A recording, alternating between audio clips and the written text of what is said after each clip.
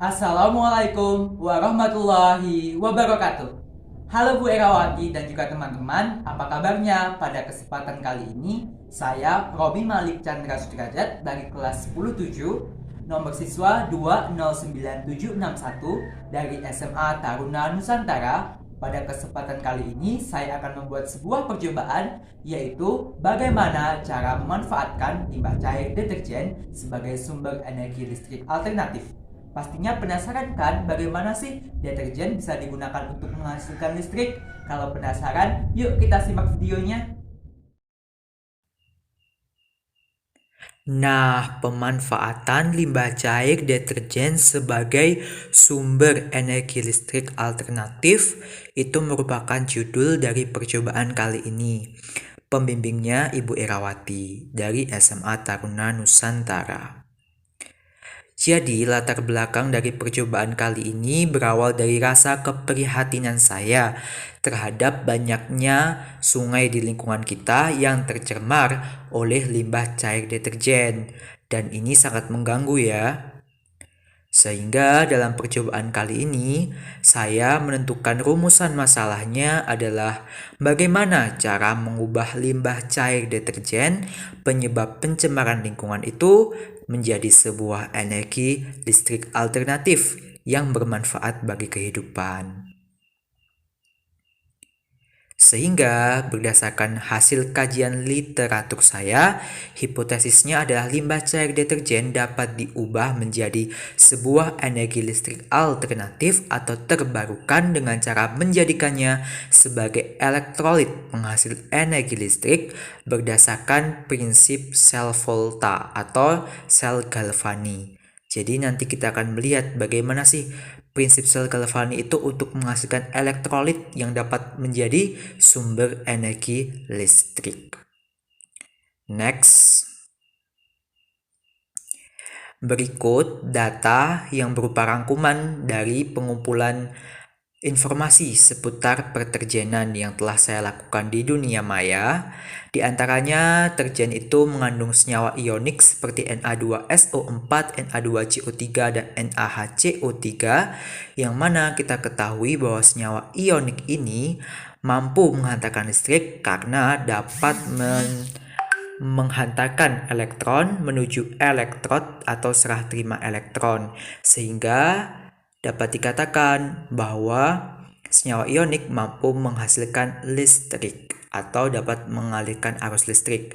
Adapun deterjen di masyarakat itu jenisnya itu ada beberapa, di antaranya adalah deterjen cair, bubuk, dan krim dengan kadar deterjennya itu sekitar 0,1 gram, 0,25 gram, 0,5 gram, 0,75 gram, dan 1 gram setiap 1 gram air, sehingga kadar tersebut dapat digunakan dalam 100 ml air dalam percobaan. Akan tetapi pada percobaan kali ini saya menggunakan perbandingan 1/10, 1/4, setengah, 3/4, dan 1 sendok makan yang diisi deterjen dalam 40 ml air untuk menghemat penggunaan air dalam percobaan kali ini.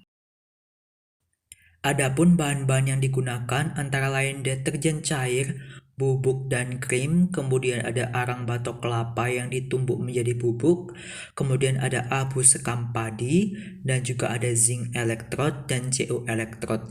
Zinc elektrod itu artinya batang seng ya, saya menggunakan engsel pintu ya, ini dari seng, yang penting dari seng. Kemudian untuk Cu elektrod itu batang tembaga. Saya menggunakan kawat tembaga yang saya lilit menjadi berbentuk batang. Kalian bisa menggunakan apa saja ya untuk zinc elektrod dan Cu elektrodnya. Lanjut ke alat yang digunakan, ada 30 botol minuman plastik sekali pakai, 2 buah gelas beker atau kalau tidak gelas ukur bisa, kemudian 1 buah multimeter dengan probe merah dan probe hitam, kemudian bahan-bahan penyusun jembatan garam. Nah, mungkin sebagian dari kita itu masih bingung ya, apa itu jembatan garam? Nah, untuk itu, mari kita simak bagaimanakah cara pembuatan jembatan garam. Jadi kita membutuhkan beberapa bahan di antaranya agar-agar, garam, dan juga pipa U serta air. Nah, untuk agar-agarnya kita tinggal masukkan saja ke sebuah gelas secukupnya saja. Kemudian jika sudah dimasukkan agar-agarnya, kita campur dengan garam ya. Namanya juga jembatan garam, maka kita pakainya juga garam. Nah, garamnya dicampur dengan agar-agarnya ya teman-teman. Nah, jika sudah dicampur, kemudian kita campur dulu keduanya.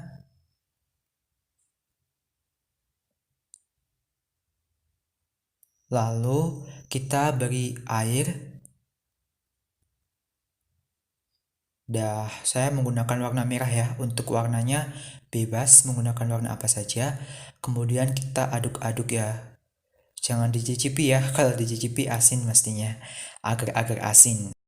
Nah, larutan agar-agar dan juga garam tadi kita langsung masak saja ya. Tinggal dimasukkan ke panci. Terus kita aduk-aduk sampai kira-kira sudah mendidih ya. Kemudian jika larutan agar-agarnya itu sudah mendidih ya, sudah panas, kita tinggal masukkan ke dalam pipa U-nya ya teman-teman. Sampai seluruh bagian pipa U itu sudah terisi oleh agar-agar. Selanjutnya tunggu beberapa menit hingga terbentuk agar-agar yang sudah membeku. Dan jadilah jembatan garam. Adapun bahan-bahan lainnya itu ada selatip ya, kemudian batu baterai, kemudian gunting. Nah, sehingga keseluruhan alat dan bahannya seperti yang tertera pada gambar. Adapun untuk batu baterai, gunting, dan selatip ini untuk penyusun baterai dengan bagian dalamnya sudah diganti dengan bahan yang akan kita buat nanti. Nah, mulai ke langkah percobaan, siapkan ya 15 gelas plastik sekali pakai untuk dimasukkan arang batok kelapanya yang sudah ditumbuk menjadi bubuk ke 15 gelas tersebut dengan intensitas di setiap gelasnya itu sama banyak ya. Nah, selanjutnya lakukan hal yang sama untuk 15 gelas plastik sekali pakai yang kedua ya, dengan diisi abu sekam padi. Jumlah abu sekam padi di masing-masing gelas sama besar ya, seperti yang arang batok kelapa tadi. Nah, kemudian kita kan sudah memiliki 30 gelas ya.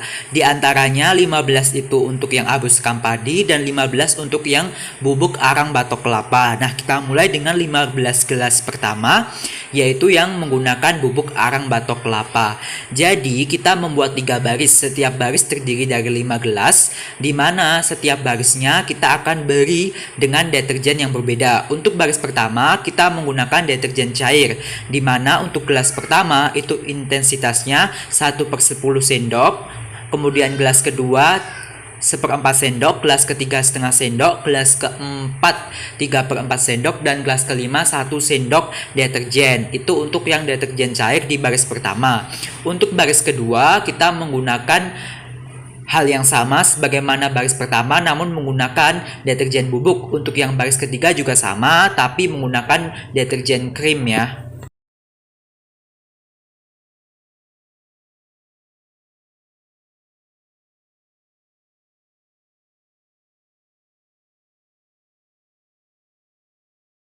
Lakukan hal yang sama di abu sekam padi juga ya. Lanjut ke pengujian sel galvani atau sel volta.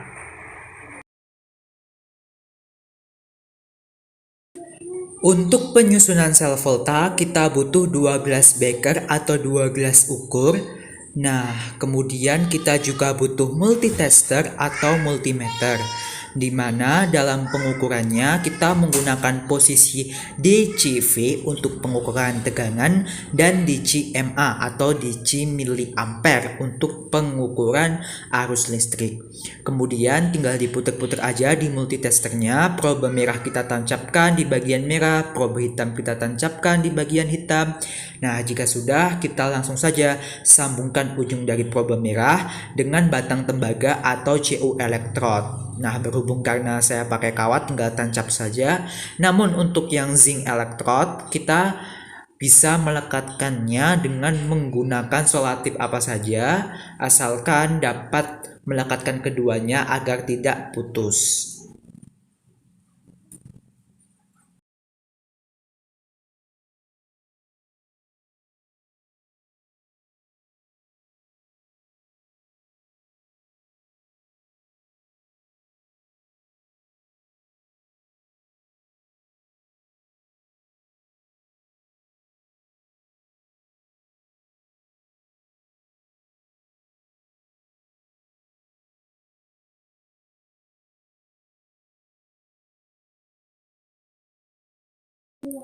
Nah, kemudian kita letakkan jembatan garam dalam rangkaian sel volta ini. Nah, berhubung saya pipa U-nya terlalu panjang, maka saya menggunakan istilahnya ganjil dari agar posisi bibir dari pipa U dalam jembatan garam itu tidak nempel di alas gelas, tapi masih tetap mengambang. Nah, kemudian tinggal kita masukkan zinc elektrod di satu gelas dan Cu elektrod di gelas yang lainnya. Dan jadilah sel volta saya. Nah, jika sudah jadi sel voltanya, nanti kita tinggal masukkan larutan yang akan kita uji di sini. Misalkan menggunakan abus kampadi dengan deterjen krim. Nah, kita tinggal masukkan saja ke dalam 2 gelas, kemudian lihat tegangan dengan multimeter posisi DCV dan arus listrik dengan multimeter posisi DC miliampere. Jadi kita melakukan 2 kali percobaan ya, 1 tegangan, 1 arus listrik. Kemudian kita lihat bagaimana hasilnya. Lakukan di semua kadar larutan. Nah, kita masuk ke kalkulasi atau result dari percobaan di 30 sampel larutan tadi, dan didapatkan dari 30 sampel larutan, satu larutan memiliki voltase dan juga arus listrik yang paling besar, yaitu adalah larutan abus kampadi ditambah deterjen 1 sendok dan juga air. Nah, voltasenya 5 volt, arus listriknya 0,5 ampere. Kita ingat-ingat bahwa rumus dari daya listrik adalah P sama dengan V kali I, di mana P daya listrik satuannya watt, V itu tegangan satuannya adalah volt, kemudian I itu adalah arus listrik satuannya ampere. Nah, P atau daya listrik ini dapat kita jadikan sebagai indikator atau satuan dalam menentukan besarnya energi listrik yang dihasilkan. Nah, kecil ya, cuma 2,5 watt. Akan tapi saya juga mohon maaf apabila dalam percobaan saya terdapat keteledoran sehingga hasil yang didapatkan belum 100% akurat.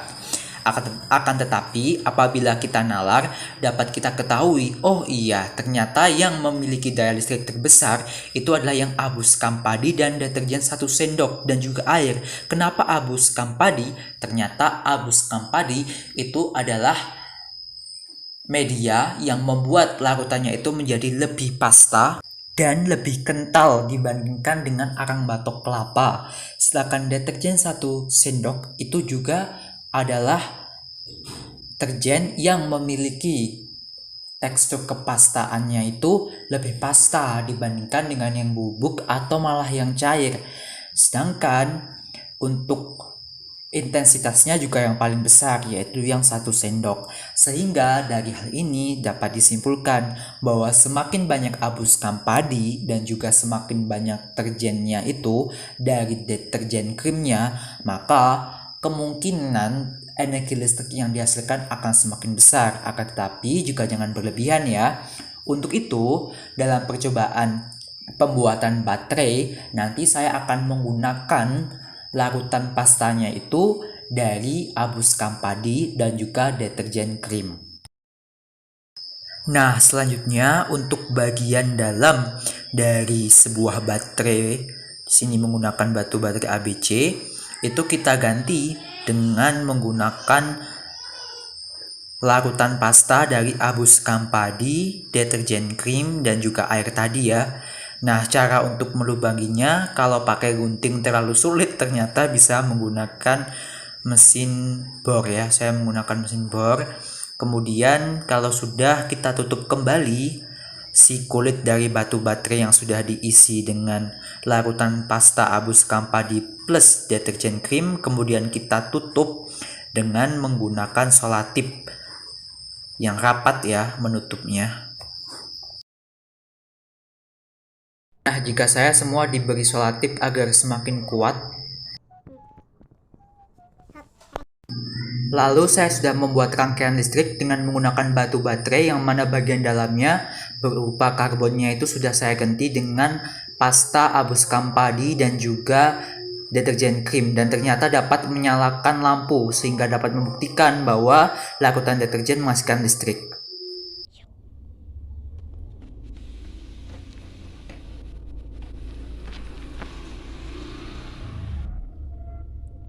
Benar.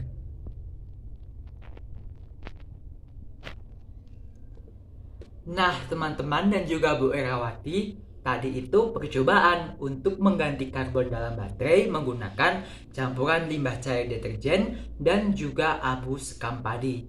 Nah, bagaimana menyenangkan sekali kan? Yuk kita mulai mengatur pola pikir kita untuk bisa mengganti energi-energi yang tidak terbarukan di sekitar kita menjadi energi yang terbarukan agar anak cucu kita juga dapat menikmati menyenangkannya memiliki listrik seperti apa yang kita miliki sekarang.